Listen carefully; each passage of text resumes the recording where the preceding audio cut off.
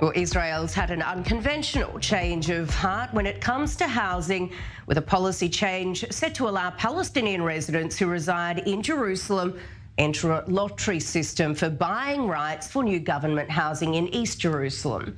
It's been spurred on by a lack of housing options there and was previously only open to Israeli citizens to provide subsidised housing. Let's now bring in Aviv Tatarsky, who is a researcher for the Israeli non-profit group Amim. Aviv, thank you very much for coming on. Firstly, tell me, what does a housing lottery mean and how would we actually see this working? How would it go into play? So in Israel, there's there's a housing shortage. Housing prices are very high. And one of the things the government is offering is subsidized housing for families who their economical situation, requires that. So, for example, in this tender that we appealed against, about 40% of the housing units were through this track of subsidized housing. So tell me, with so many people really feeling the pinch at the moment and just such a housing crisis that we are seeing, how much relief will this give people? How significant is this decision?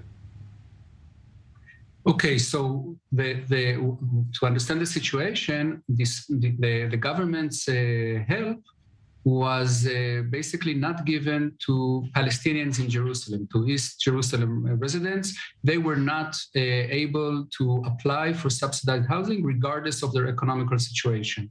And the East Jerusalemites are actually the poorest community in East Jerusalem with housing needs most dire in East Jerusalem. So this change, it's certainly not enough, but it's very, very important that the poorest in Jerusalem will now be eligible for this subsidized housing. It's greatly important. It certainly is. We just want to... Sorry? I said it certainly is greatly important. It is, and there's also another point which is maybe less nice, that actually Israel is intent on having neighborhoods in Jerusalem as Israeli only.